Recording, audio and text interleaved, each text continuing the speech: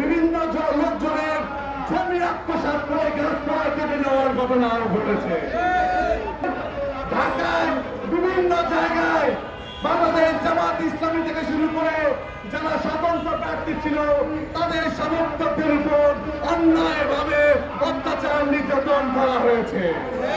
আমরা দেখেছি ঢাকা বিশ্ববিদ্যালয়ের বিভিন্ন শিক্ষার্থীদের উপর তাদের পরিবারের উপর হামলা হয়েছে।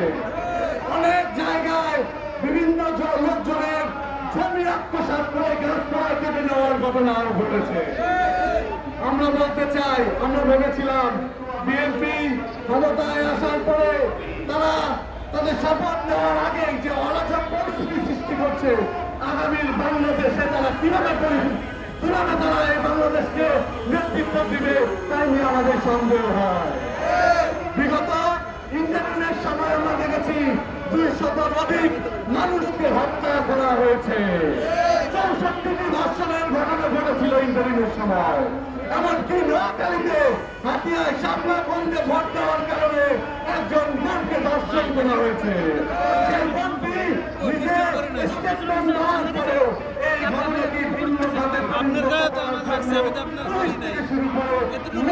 মাধ্যমে চক্রান্ত করে এই ঘটনাটি বিভিন্ন খাতে প্রভাবিত করার চক্রান্ত চলছে।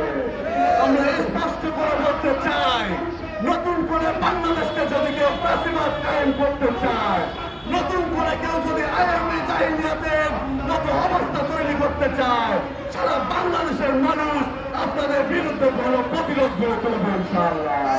আমরা ভেবেছিলাম বিএনপি যেভাবে নির্বাচিত হওয়ার পরে একটি মিছিলের মাধ্যমে বিজয় মিছিল না করে তারা যখন মোনাজাতের মাধ্যমে তারা কর্মসূচি ঘোষণা করছিল, আমরা ভেবেছিলাম একটি সুন্দর রাজনৈতিক সংস্কৃতি আমরা হয়তো দেখবো।